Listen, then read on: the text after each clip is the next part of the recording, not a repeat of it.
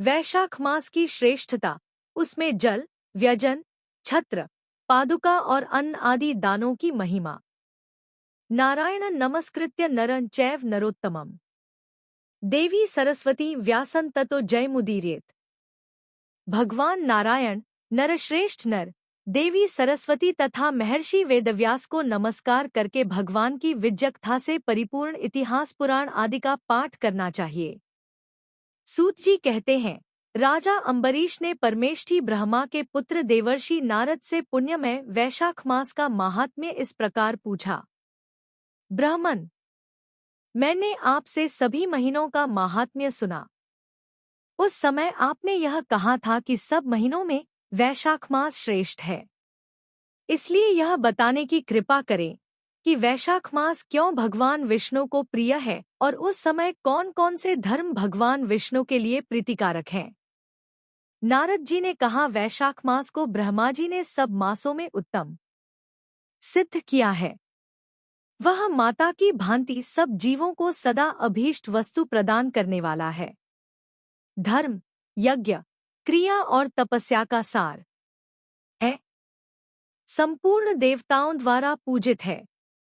जैसे विद्याओं में वेद विद्या, मंत्रों में प्रणव, वृक्षों में कल्पवृक्ष, धेनुओं में कामधेनु, देवताओं देव विष्णु, वर्णों में ब्राह्मण, प्रिय वस्तुओं में प्राण, नदियों में गंगाजी, तेजों में सूर्य, अस्त्र शस्त्रों में चक्र, धातुओं में सुवर्ण, वैष्णवों में शिव तथा रत्नों में कौस्तुभमणि है, उसी प्रकार धर्म के साधन भूत महीनों में वैशाख मास सबसे उत्तम है। संसार में इसके समान भगवान विष्णु को प्रसन्न करने वाला दूसरा कोई मास नहीं है। जो वैशाख मास में सूर्योदय से पहले स्नान करता है, उससे भगवान विष्णु निरंतर प्रीति करते हैं। पाप तभी तक गर्जते हैं जब तक जीव वैशाख मास में प्रातःकाल जल में स्नान नहीं करता। राजन, वैशाख के महीने में सब तीर्थ आदि देवता तीर्थ के अतिरिक्त बाहर के जल में भी सदैव स्थित रहते हैं। भगवान विष्णु की आज्ञा से मनुष्यों का कल्याण करने के लिए वे सूर्योदय से लेकर 6 दंड के भीतर तक वहां मौजूद रहते हैं। वैशाख के समान कोई मास नहीं है, सत्ययुग के समान कोई युग नहीं है, वेद के समान कोई शास्त्र नहीं है और गंगाजी के समान कोई तीर्थ नहीं है। जल के समान दान नहीं है, खेती के समान धन नहीं है और जीवन से बढ़कर कोई लाभ नहीं है।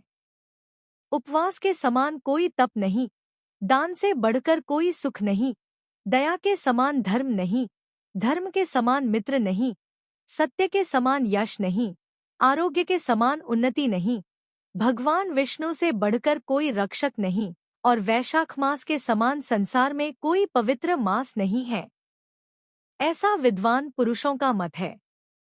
वैशाख श्रेष्ठ मास है और शेषशायी भगवान विष्णु को सदा प्रिय है। सब दानों से जो पुण्य होता है और सब तीर्थों में जो फल होता है, उसी को मनुष्य वैशाख मास में केवल जलदान करके प्राप्त कर लेता है। जो जलदान में असमर्थ है, ऐसे ऐश्वर्य की अभिलाषा रखने वाले पुरुष को उचित है कि वह दूसरे को प्रबोध करे, दूसरे को जलदान का महत्व समझावे। यह सब दानों से बढ़कर हितकारी है। जो मनुष्य वैशाख में सड़क पर यात्रियों के लिए प्याऊ लगाता है, वह विष्णुलोक में प्रतिष्ठित होता है। नृपश्रेष्ठ, प्रपादान, पौंसला या प्याऊ देवताओं, पितरों तथा ऋषियों को अत्यंत प्रीति देने वाला है। जिसने प्याऊ लगाकर रास्ते के थकेमांदे मनुष्यों को संतुष्ट किया है, उसने ब्रह्मा, विष्णु और शिव आदि देवताओं को संतुष्ट कर लिया है।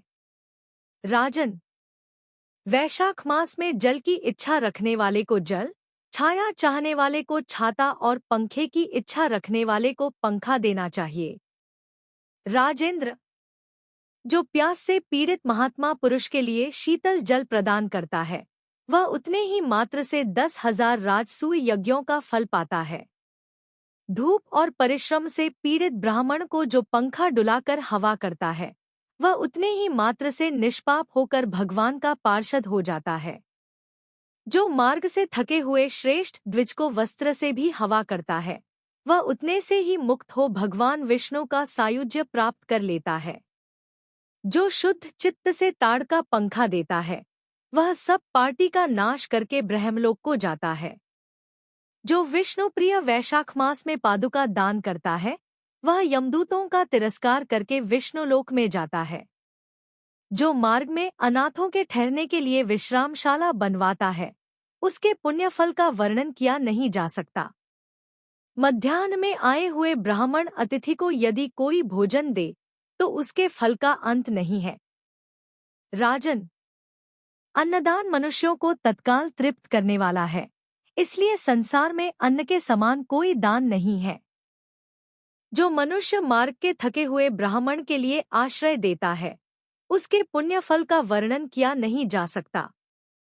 भूपाल, जो अन्नदाता है, वह माता पिता आदि का भी विस्मरण करा देता है। इसलिए तीनों लोकों के निवासी अन्नदान की ही प्रशंसा करते हैं।